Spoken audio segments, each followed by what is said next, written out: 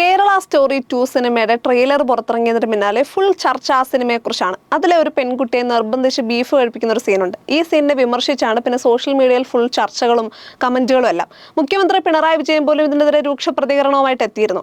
നട്ടാക്കുരുക്കാത്ത നുണകളും വിദ്വേഷവും കേരള വിരുദ്ധ പ്രചാരണവും കുത്തി നിറച്ച് വർഗീയ ലക്ഷ്യത്തോടെ ഉണ്ടാക്കിയ സിനിമയാണ് കേരള സ്റ്റോറി എന്നും കേരളത്തിന്റെ സാഹോദര്യവും മതേതരത്വവും ഒക്കെ ഭയപ്പെടുന്നവരാണ് ഈ വർഗീയതയ്ക്ക് പിന്നിലെന്നൊക്കെയായിരുന്നു മുഖ്യമന്ത്രിയുടെ പ്രതികരണം. ഇതിന് മറുപടിയായിട്ട് അപ്പം തന്നെ BJP സംസ്ഥാന അധ്യക്ഷൻ രാജീവ് ചന്ദ്രശേഖരൻ രംഗത്തെത്തിയിരുന്നു. ലവ് ജിഹാദ് ഒരു കെട്ടുകഥയല്ല, ഹമാസ് ഇവിടെ വരുന്നതിൽ മുഖ്യമന്ത്രിക്ക് പ്രശ്നമില്ല, മൂക്കിന് മുമ്പിൽ നടക്കുന്ന ലവ് ജിഹാദിനെ കുറിച്ച് അന്വേഷിക്കില്ല, മുഖ്യമന്ത്രിക്ക് ഇഷ്ടമല്ലെങ്കിൽ പടം കാണണ്ടെന്നായിരുന്നു രാജീവ് ചന്ദ്രശേഖരന്റെ മറുപടി.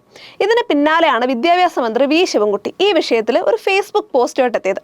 വി ശിവൻകുട്ടിയുടെ ഫേസ്ബുക്ക് പോസ്റ്റ് ഇങ്ങനെയാണ്: നിങ്ങൾ ചാണകം തിന്നുമ്പോൾ ഞങ്ങൾ കേരളത്തിൽ ഇഷ്ടമുള്ളവർ ബീഫും മട്ടനും ചിക്കനും ഒക്കെ കഴിക്കും. ഈ പോസ്റ്റിന്റെ കമന്റ് ബോക്സ് ഒന്ന് തുറക്കണം. എല്ലാവരും ഏക സ്വരത്തിൽ പറയുന്നത് ഇതാണ്: പോർക്ക്. ചില കമന്റ്സ് ഞാൻ വായിക്കാം. പോർക്ക് കഴിക്കില്ലേ, പോർക്കും കൂടി ചേർക്കണം. പെട്ടെന്ന് പോസ്റ്റ് ചെയ്തപ്പോൾ വിട്ടുപോയതായിരിക്കും. പന്നി അഥവാ പോർക്ക് എന്ന് പറയാൻ ചെറിയൊരു പേടിയുണ്ട്, അത്രയേ ഉള്ളൂ. പോർക്കും കഴിക്കുമെന്ന് പറയാൻ മുട്ടിടിക്കും അല്ലേ?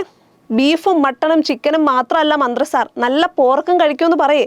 പന്നിയിറച്ചി കഴിക്കുമെന്ന് പറയാൻ പേടിക്കാൻ ഇത് പാകിസ്ഥാനല്ല.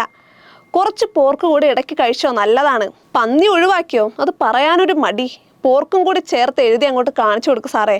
ഒരു പോർക്ക് ഫെസ്റ്റ് കൂടി ശിവൻകുട്ടിയേട്ടാ, പോർക്കും കൂടി വേണം. പോസ്റ്റിൽ തന്നെ പന്നിയിറച്ചിയും കഴിക്കുമെന്ന് പറയാനുള്ള നിലപാട് കാണാത്തത് വ്യക്തം. അതെന്താ ഇവിടെ ഉള്ളവർക്ക് പോർക്ക് ഇറങ്ങില്ലേ? അതെന്താ ശിവൻകുട്ടി ചേട്ടാ പന്നിയിറച്ചി വിട്ടുപോയത്? അതെന്താ പോർക്കും കഴിക്കുമെന്ന് പറയാൻ എനിക്ക് നട്ടലില്ലാത്തത്? പോർക്ക് കേരളത്തിൽ ഹറാമാണോ? പോർക്ക് ഇതിൽ പെടില്ലേ? തുടങ്ങി ഒരുപാട് ചോദ്യങ്ങളാണ് ആളുകൾ ചോദിക്കുന്നത്.